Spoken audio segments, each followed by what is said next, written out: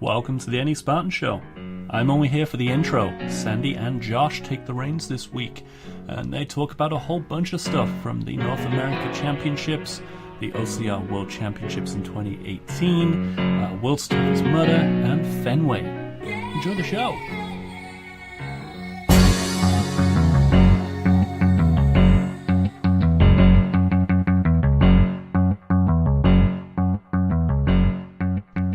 Welcome to episode 64 of the New England Spartan Show. You have a little bit of a trimmed down staff this morning hosting. So we've got myself here and Sandy's here. Hi, Sandy. Guys.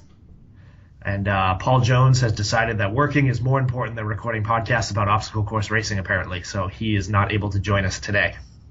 Well, he's got it good. He's on a flight to the UK this afternoon, so. Yeah, not a terrible thing. Not a terrible thing. And actually, that's, why don't we start there? So a couple topics to cover today. So first, the big announcement Monday was made that the obstacle course racing world championships are, quote, coming home. I still don't necessarily get the coming home part of it. The coming home part is very confusing. But Adrian and team has announced that the obstacle course racing world championships will be in London October, I think, what was it, 18th through the 20th, somewhere around there, of 2018. So Essex at the site of the nuclear race. Which I think was pretty well predicted by us and a large conglomerate of the community by the time it was ready to be announced. And a couple things about that. Time to download your flight tracking apps and start keeping tabs on flight costs across the pond, because traveling to London is not necessarily a cheap experience.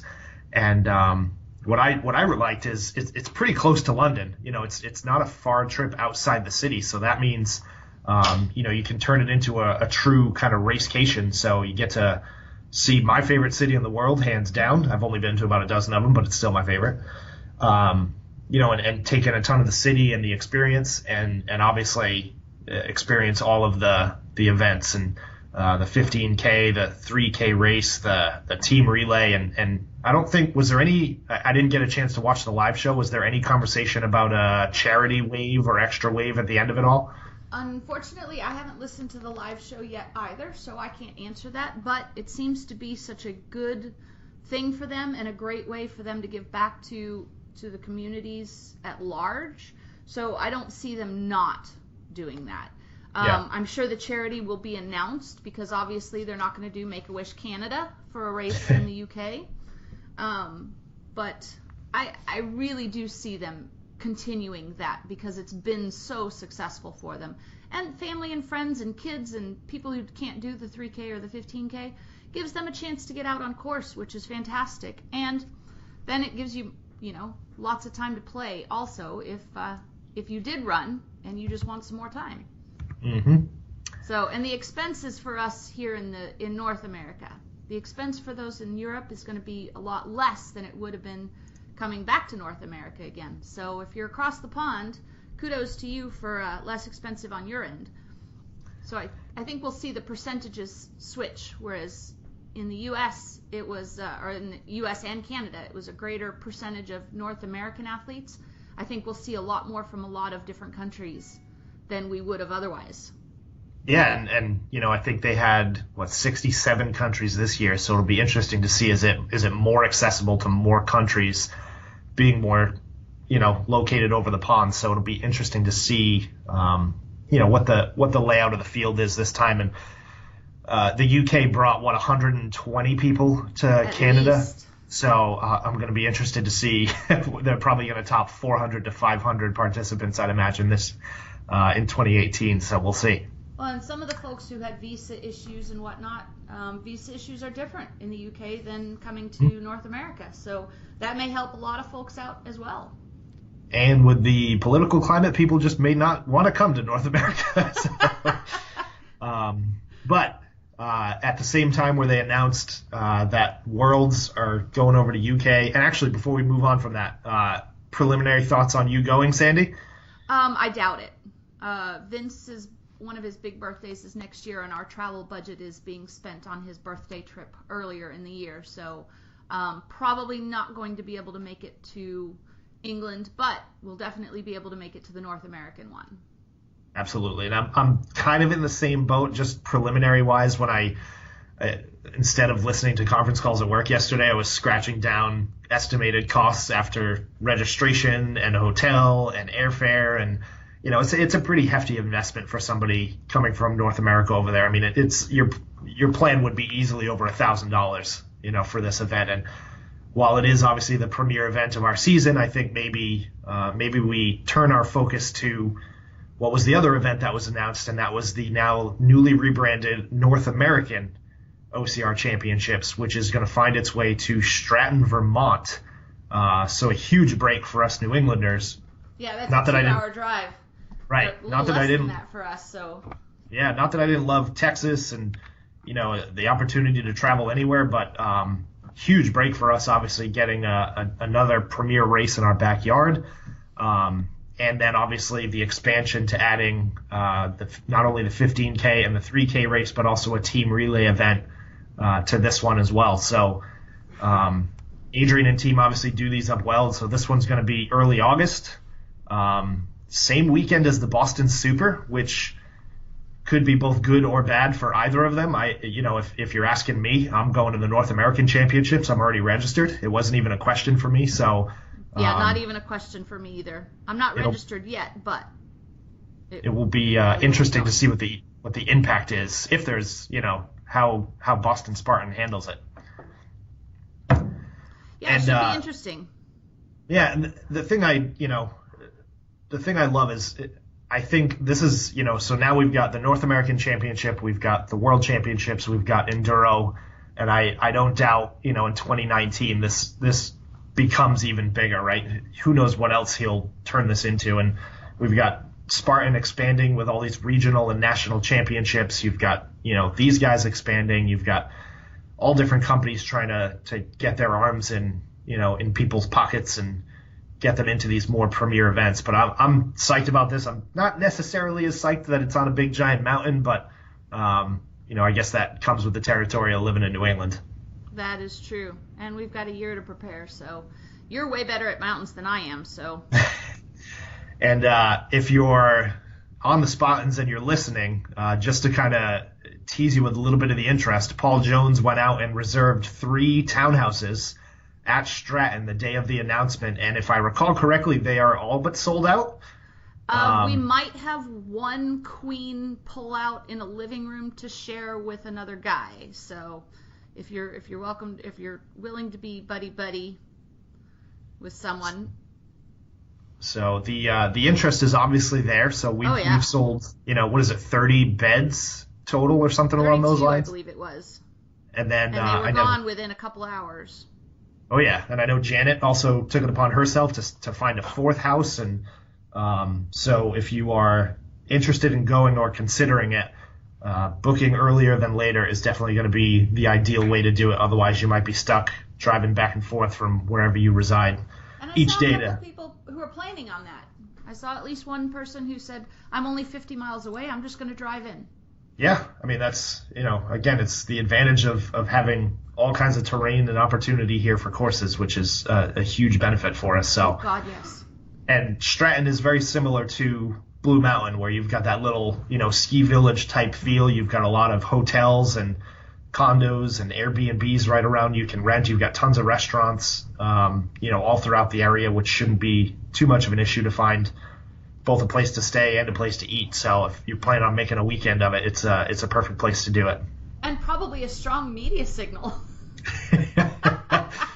I guess that lends to be seen. I'm sure there'll be Wi-Fi there, but I don't know if we'll see how the cell phone service is in Vermont. I don't know. Well, although it was good enough in Killington. Most places, so. Yeah.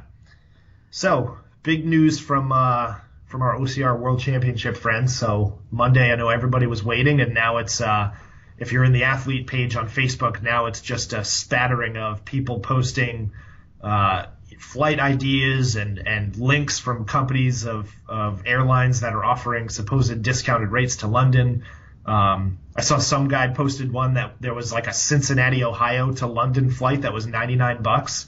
So he's like, I'm going to drive 6 hours to Ohio just to fly to London. Hey, that works. Hey, if it, financially, if it works out, you might as well.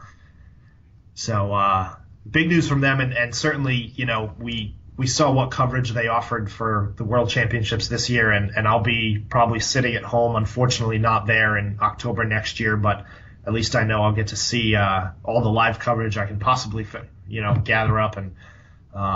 But shortly before that, obviously, we have another great event that we're going to look forward to. And if it's anything like the U.S. Championships was this past year, we're not going to be missing out on a bunch, I don't think. You're going to have great obstacles. You'll have great companies there. And I know Adrian will make sure that he'll take care of that race as well. So Absolutely. Much to look forward to in 2018.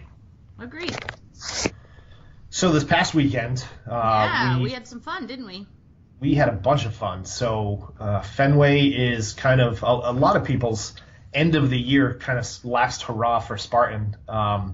Some people are nuts. If you're like me, you're going to Florida to run a beast in December. But Spartan did a little scheduling faux pas this weekend. So they had Fenway the same weekend that they had the Jersey Super, which was scaled back to just a one-day Super because they didn't have enough interest on Sunday. Which was also the same weekend as the Beast and Sprint down in South Carolina.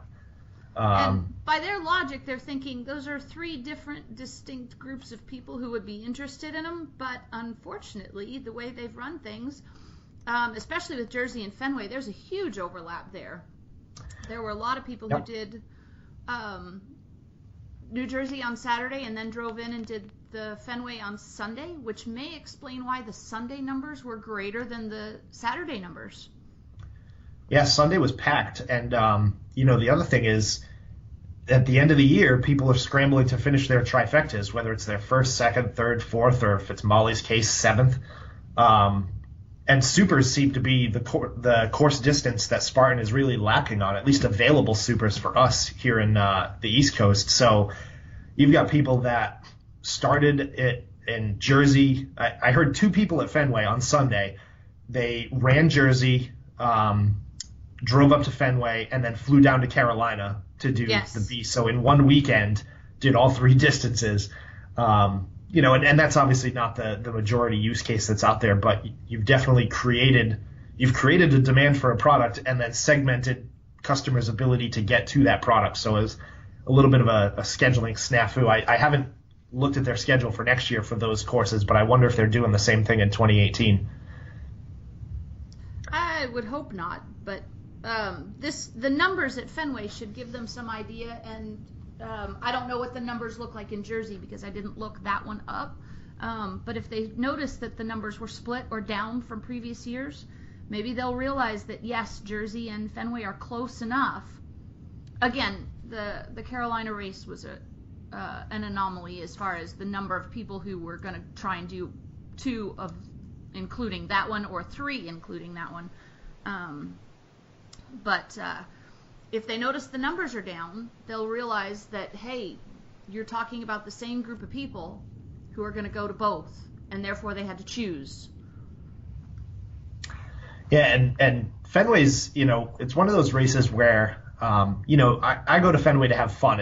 I don't go there because I'm expecting a unique experience. I'm not going there to obviously experience any new obstacles, right? So you're not going to this race expecting anything drastically different than the years past. So for me, it's about going to the event, seeing those people that, I haven't had a chance to see in a few weeks at events, and, just enjoying the course for the day. I mean, we did a few laps. I ended up doing, I think, 3.5 laps or something on Saturday, and then another one on Sunday.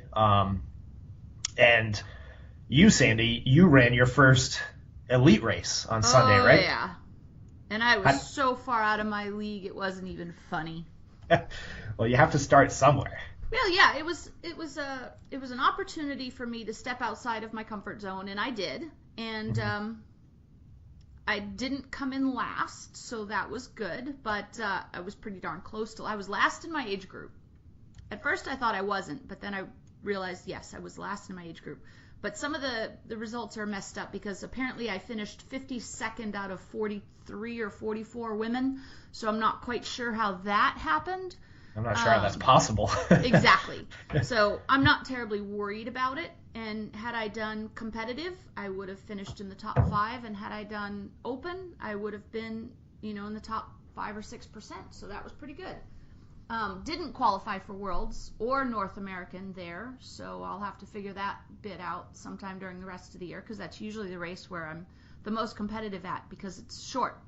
So non-runners like me can do better, shall we say. But yeah, it was a good time, and I'm glad I did it. Do I necessarily need to do it again right away? No. Competitive is really where I should be as far as my ability levels go. But if you don't push yourself, you never know. Yeah, and it's funny because everybody that I've talked to that has gone from an open runner to a competitive wave runner to making that transition to elite, your first few races in the elite heat is very humbling. Oh yeah. Because if you look at, so I ended up running open Saturday because the competitive wave was sold out, and I've run competitive for my last probably 5 or 6 Spartan races, and I compare my open finish. I was 5th in my age group. If I was competitive, I would have been 11th in my age group. If I was elite, I would have been like 60th. So it's not to say that you've gotten any slower as an athlete, obviously, and I think that's what a lot of people's brains just tend to do to them. It's obviously you're just competing against a much higher ilk of athlete at that point. So ilk, yeah. But it's going to be interesting next year, I think, to see what they do with the elite wave and then the age group wave. I think you're going to have super competitive age group groups, for lack of a better word. And then elite obviously is still going to be those high end, big name athletes that we all know and watch on the live stream and such. But they made that announcement, and I don't think we really covered it too much, but they made the announcement about age groups. And originally, I'll speak to my situation personally. Originally, they were going to have a 30 to 34 age group and then a 35 to 39. And they made the decision to combine that all into one age group. So now you've got a 30 to 39 age group, which I think is ridiculous because that's probably one of the highest demographic customer that you've got, right? The 30 to 39-year-old male. Mm-hmm. But me at 38 competing against a 30-year-old, I mean, there's no way I'm going to top any 30-year-old. So, and I know that the Masters guys from 40 to 49 are in the same boat, right? Yep. Kevin Donahue, who just won his 100th podium, is a huge proponent of breaking that age group up to smaller segments because, again, a guy who's 48 and 49 is just physically in no way, unless you're just a monstrosity of a person, is not going to compete with somebody who's fresh out of 40 years old. So it'll be interesting to see. That's true, but interestingly, for the women, it's not necessarily the same way because I've always noticed that the 40 to 49 age group, or 40 to 44, or 45 to 49, is actually faster than the 30 to 39-year-old age group, for the most part, in the women. And the women tend to get more competitive as they get a little bit older than less. So I only have one more year, and then I get to move up into the 50 group. So yeah, at this point, I'm just waiting to turn to 40, and then I've got high hopes for when I hit 40. So you'll hit 40 about the same time I'm hitting 50. So yeah, we'll be dominating our respective age groups. Oh, I don't know. The 50-year-old women are pretty badass too. That's true. You do have Marie O'Keefe in that group with you, so yes, and she's a monster. Fabulous. So good for her. Yeah, and actually Fenway funny story about Fenway. So we end up winning biggest team on Saturday. I think we brought like 200 people, I think was last count. And then on Sunday, I don't want to say a no-name group because they're very familiar to you, obviously, but a group out of the blue wins biggest team on Sunday. Who was that, Sandy? Dynamic Strength and Conditioning, which is actually the gym I go to in Nashua, New Hampshire. And they had 80 or somewhere between 80 and 90 athletes on Sunday. And they were all in the 9:30, 10, 10:30 waves, and so by noon, that whole area was deserted. Everybody was gone. They actually chartered a school bus to drive them to Fenway. Something happened, and I still don't know what went wrong, but they ended up flagging down a police officer and getting a police escort to Fenway. Otherwise, they would have completely missed. 80 people would have missed their heat. And they were all in the same heat, or same 1 or 2 heats. Would have been a real empty wave for about half an hour. So. Exactly. So somehow they managed to squeeze in a police escort for the school bus getting to Fenway. Like the Red Sox coming into Fenway Park. It was awesome. So they did great. If you're listening to this and you are looking for a really fantastic gym in the Nashua, New Hampshire area, I know some people drive quite a distance to get there. They do great things there. And I need to get my butt back into the gym because I kind of derailed myself the second half of this year, and time to get back into it. But I'll worry about that in December and January. Yeah, you need some time to recover from the upcoming race. And what's funny is their team was they're very unified. So they had the same shirt on.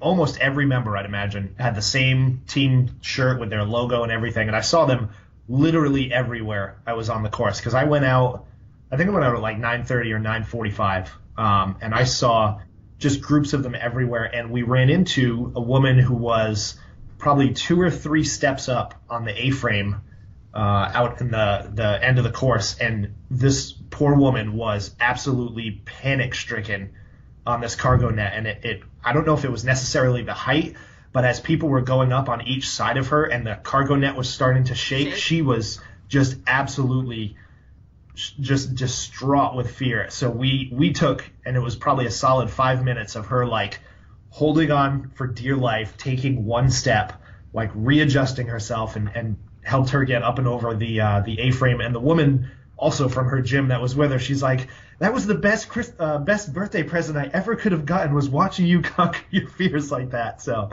they had the post to that in the group, because of course I'm on their Facebook page as well, since that's my gym.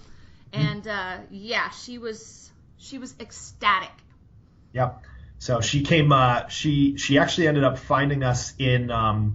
We went to the Cask and Flagon afterwards, and she was walking by and saw us through the window and came inside and was like, "Can I take a picture with you guys?"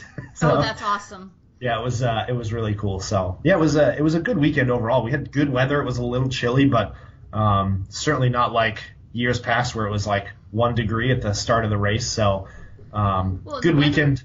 Go ahead. No, I was just gonna say good weekend to kind of close up shop for Spartan racers, for those that are done for the season with them. Up here in the Northeast, yeah. Mm-hmm. And we did luck out because the weather the week before was all in the 70s. So even though it was 70 on Friday, 70 on Monday, and 50s on Saturday and Sunday, which was a little cool, the concrete didn't seem quite like a refrigerator as it normally is, because it hadn't cooled down completely from the weeks prior. Yep. So actually, I brought my dry robe, and it was too hot. Yeah, I had mine too, and there were a couple times where I had to take it off because it was too effective. So, well, I plan on putting that thing to good use this weekend. It is going with me on the airplane, because otherwise it would take up half my suitcase. So I was thinking about this. So you're leaving for World's Toughest Mudder tomorrow or today? Afternoon. Today, depending on when you listen to the podcast. Yes, Thursday. So you're going to wear the dry robe on the plane with you? Not necessarily wear, but carry it, yes. It'll fit in the... I won't have a carry-on suitcase to put up in the overhead, so that'll be my overhead allotment of space. I discovered you can roll it up nicely like a sleeping bag, and I've got the perfect length of bungee cord to wrap around it and keep it nice and tight in a roll, and there we go. I was hoping that I could roll mine up and our new Cotopaxi bag would be like a perfect container for it, but I haven't been able to smash it down tiny enough to get it into that bag, unfortunately. So so you're flying out Thursday. Do you know what the kind of calendar of events is for World's Toughest Mudder? Do you have like a pre-athlete event or a pre? I do. Okay, so Friday is when everything starts officially. So check in. You get to check in, register, and go choose your pit area depending on your status. Pros get the earliest check-in. They get the first choice of pit areas. After the pros are the contenders. So the contenders are second, and they're an hour later. And in order to be a contender, you had to have finished 25 miles during one of the 6 toughest events this year. So that's the 8 hours. Or you had to have finished 50 or more miles in a previous World's Toughest Mudder. So those were the contenders. And then the folks that didn't match one of those 2 criteria could apply for special consideration, but that was done months ago. After that are the Holy Grail people, the folks who are going to earn their Holy Grail at World's Toughest. And that means that they've done a tougher event, a toughest event, and World's Toughest all in the same calendar year. Kind of like the idea of Spartan Races trifecta. It's the same general idea. But instead of 3 little pie pieces, what do you get for that? You actually literally get a grail. Like an actual giant cup. Actual giant cup, yes. And you are slated to get that, correct? Yes, I am. Excellent. So that should be fun. And I'll look at it, and I'll carry it home on the plane, and then it'll be, okay, what the heck do I do with this thing? It's easy. You drink mead out of it, obviously. You bring it to King Richard's Fair. Somebody else will have to drink the mead. Blah. So then they get to check in next, and then finally are anyone who don't fit into any of those 3 categories are the last people to check in. So that all starts at 10 o'clock, I believe, or 9 o'clock Friday morning. So 9, 10, 11, and 12 are the check-in times. You can go set up your pit. You can get all of that stuff done. Friday night, there's a couple of different dinners to choose from. There's an open buffet, and then there's the actual athlete dinner that was been planned. I did not choose to purchase tickets to the athlete dinner. The buffet will be determined because it's not just me. Vince is coming as my pit crew, and Leah, of course, is coming as a fellow competitor. And then we'll meet Mike Stefano and his friend Alex there. Alex is running, Mike is crewing. And so our goal will be to find 3 pit spots all together, because we're going to share a tent, we're going to share various different things rather than trying to bring our own. Although it's interesting, because I looked up yesterday, and there are companies in Las Vegas where you can rent camping gear for the day. And to rent like a camp chair, it's $8 for a 3-day rental, and a lantern is $11 for a 3-day rental. Wow. And they'll come and they'll drop it off at your hotel, and they'll come and pick it up from your hotel when you're done. So, that's actually pretty handy. Tab open on my browser right now to look into if I don't end up having those things. I had someone offer to bring them, but I'm waiting for confirmation that they will be able to do that, because obviously that's a very nice thing, and if they can, great, and if they can't, well, that's fine too, because wasn't their job in the first place. Fair enough. So the race itself, or the pre-race athlete meeting, I've been told it will be somewhere between 11 and 11:20 on Saturday. And we were given the advice that make sure you've got everything with you for your first lap or first couple of laps, because you will not be allowed to leave and go from there and go to the bathroom, go back and get your timing chip, go back to your pit area. Once you're in the athlete briefing, you're in the athlete briefing. So it's from there to be ready to race. Start line at noon. So. Nice. So kicks off at noontime Saturday, and then is a 24-hour event, obviously running to noontime on Sunday. Mostly. There's a little bit of an adjustment there. So no laps will be allowed to be started after noon on Sunday. Okay. But if you started a lap at 11:55 on Sunday, you now have until 1:30 p.m. to finish that lap. Gotcha. So realistically, it's a 25-and-a-half-hour event with a 24-hour cutoff to start the last lap. And if you don't finish that last lap by 1:30, they will pull you wherever you are on the course, even if it's 5 minutes away. And so similar to, well, I don't want to say similar to Fit Challenge, because I think Fit Challenge kind of stole the idea. So not all obstacles are used throughout the full 24 hours, right? That's my understanding, yes. So the first lap is obstacle free. Well, Okay. no, I should not say the first lap. The first hour Okay. is obstacle free. So if you can finish a lap, some people will be able to finish 10 miles in that first hour and have no obstacles and 2 laps down. Some people will get close to the end of the 5 miles and they will have almost a full lap. It all depends on your running speed and how much you're putting out in that first hour to grab the benefit. So everybody's going to have their own different strategy about, is that going to burn me out? Should I go and try and get those 10 full miles? Whatever. Right. And then obstacles will have a rolling start time. So at 1 p.m., 2, 3, 4, however many obstacles will open. And then at 1:05, something else will open. At 1:10, something else will open until they're all open at some point during the day. And then my understanding, even though I don't have a 100% clear concept of it, is some will close in the nighttime, some will open only in the nighttime. 6 to 6 is considered night ops. And that's when you have to have your headlamp and everything. But sun sets at 4:30. Oh. So have your headlamp nice earlier. 70s during the day, and then the temperature will plummet overnight. But we're still staying in the low 50s. I've been frantically checking the weather, starting at the 10-day out for time period, and we're looking at lows at 50, 52-ish. Oh, you're lucking out because there have been some years where it's dropped into the 20s for some of them and super windy and just rough conditions overnight. And so during night ops, one of the obstacles that opens up obviously is the cliff jump.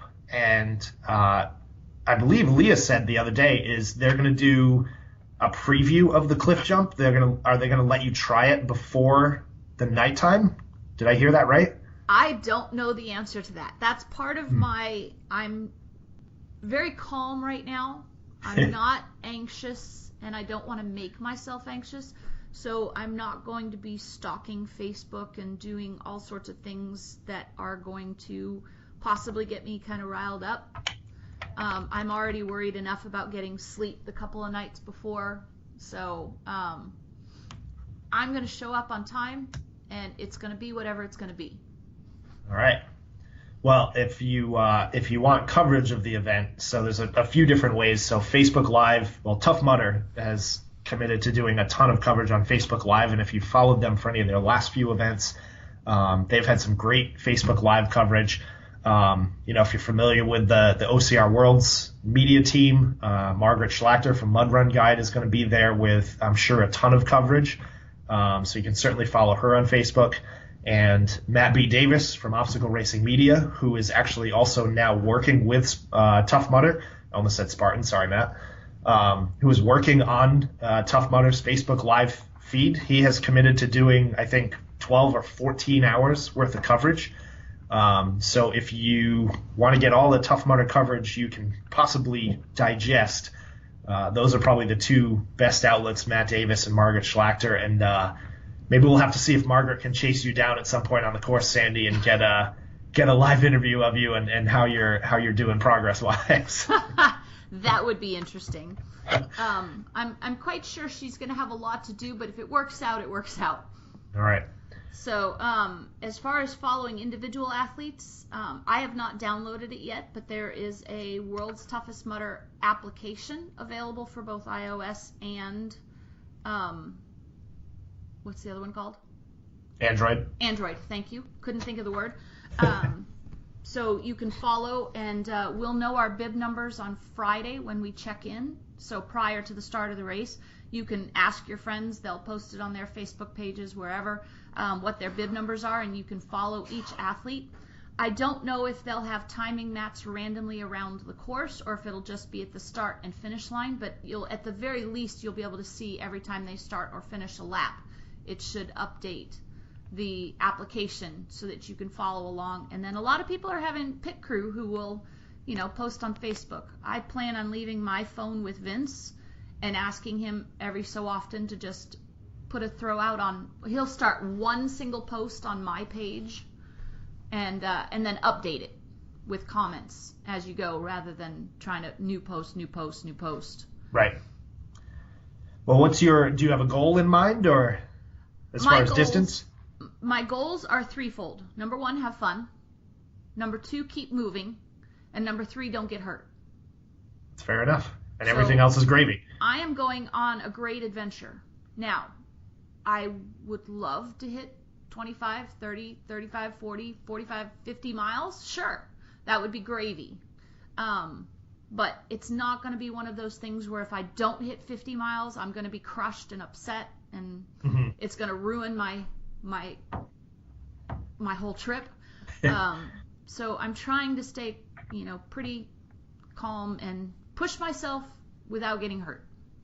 Yeah, and I think that's, we all have our goals in mind, but I think it's a perfect way to look at it, because when you go to an event like this, something like this, you want to leave it with a positive mindset. So if you go there and you're pissed off that you didn't make whatever goal you had, it can ruin the whole experience. So going with just open mind, goal is to have fun and challenge yourself. At that point, there's no way you can be disappointed, obviously, and knowing you're not going to be disappointed with yourself anyway. So, we'll be following along, and I'll do what I can to update our team page and keep your updates flowing. And but looking forward to a good experience. And I watched a ton of the coverage last year, and I think it's a super unique event. It sounds like it's going to be its last year in Vegas. So yes, it is. We'll have to see where it ends up, and I don't know. Maybe they make that announcement at the end of the event. You never know. I want to say they've already announced Atlanta, Georgia. Oh, all right. So, this will be interesting, and we'll have to see. I'm going to go out on a limb and say Ryan Atkins is probably going to win, but John Albin's there, and I think they're both competing individually instead of teams this time. And I think Atkins' goal is like 110 miles or something absolutely ludicrous this year. 110 is the bonus mileage. Yeah, 110 for men, and I believe 100 for women is you get a whopping big check as a bonus for hitting that mileage. In addition to, if you hit that mileage, you're probably winning. Right. So you get the winner's check as well. And they're dumping serious money in this, right? You're talking like several thousands of dollars for winning this. I mean, Tough Mudder doesn't skimp out when it comes to dollars earned when you win this race. So no, they don't. And I want to see. I wonder how quickly I can pull up the athlete guide, because I want to say that isn't grand prize like $50,000? I'm pretty sure it is. And I know they had there was a little bit of, not a controversy, but a little flack was given to them because they had a team event last year that I think was much more money, and they decided to do away with it. And I don't know, maybe they didn't realize that John Albin and Ryan Atkins as a team are just completely inhuman. So, so it'll be interesting to see what they do solo. I know everything Atkins has done this year has been leading up to World's Toughest Mudder, and his wife Lindsay, same thing, and John Albin can just run any distance anytime he wants. So it'll be. Wouldn't it be great if they could both hit their mileage goals? Yeah, I mean, hit the bonus round and just have, well, they make their living doing this, so. It's true. I mean, Atkins and Lindsay have a sponsored like Sprinter van that they drive around the country doing this event in. So it's like. This is how they pay their bills, and for them, it's a way for them to obviously survive on a day-to-day basis, but also it's a constant goal that you have in front of you. So it's a perfect kind of marriage. I'm looking through the First Timers Facebook page, and I want to give a shout out. I don't know if Eric Jenkins listens to this podcast or not, but if he does, he's been moderating the First Time Tough Mudder, World's Toughest Mudder group since December or January of this year, and responding to question after question and just advice, video of gear and everything. And he has just been completely invaluable to those of us that are doing this for the first time, who just are looking for any information about what the heck are we doing. And so I want to give a shout out to him, and if somebody hears this and can let him know, kudos to him for doing that. And unfortunately, he's not able to attend because of family issues that have come up. I don't know any specifics. I just know that due to family, he's not even going to be able to be there. and he handed off moderation to 4 new folks, but yet he continues to moderate the group anyway. And then somebody posted just a few days ago, in 2016, 5% of the participants did 75 miles or more, 10% hit 65, 15% hit 60, 25% hit 55, a full 50% hit 50 or more miles. Wow. And then 90% did 25 or more. Wow. And I'd be willing to bet that those other 10% probably had to drop out due to injury or something catastrophic, not just, oh, I went and only did 3 laps. Right. I'm sure there was a reason behind that. So, well, I wish I could go to Vegas this year and crew at least, if anything. But I'll be there next year for sure. It's definitely something I want to do. So, but I'm already registered for the Boston toughest or tougher, whatever, the 8-hour overnight one. So I'll absolutely be there. That'll be awesome, because chances are I'll be there for that one too. Well, I've always said that this might be a one and done. It might be just something to experience and go, but who knows for sure. I won't know until after, and maybe not even the day after, but give me a couple of days, because race brain needs to reset. Well, we'll be following along, and we look forward to Vince's updates, and have a good time, and don't forget your dry robe, and don't forget your wetsuit. Nope. Everything else is gravy. Everything else is gravy. Yep. All right, so with that, we're not going to do any questions because I don't know that we even have any stored up, but we'll close up shop for this episode, and we've got some end of year stuff we'll be talking about pretty soon. But with that, we will end the day, and next time you talk will be Sandy's wrap up. As always, thank you for listening. Thanks for taking time out of your day to let us in. And shameless plug, you and inform you. If you've made it all the way through the podcast, then please go to the Facebook page and like the Facebook page. And if you would take 90 seconds or less and write a review on whatever podcast platform you listen to, that's much appreciated as well. Or just share it on Facebook with friends and say, hey, listen to these 2 chuckleheads talk about stuff that you don't understand. So. So thanks for listening. Have a good night. Sandy, good luck, and keep us in the loop. Thank you much. All right, take care. Bye, everybody. As always, guys, thanks so much for checking out the show.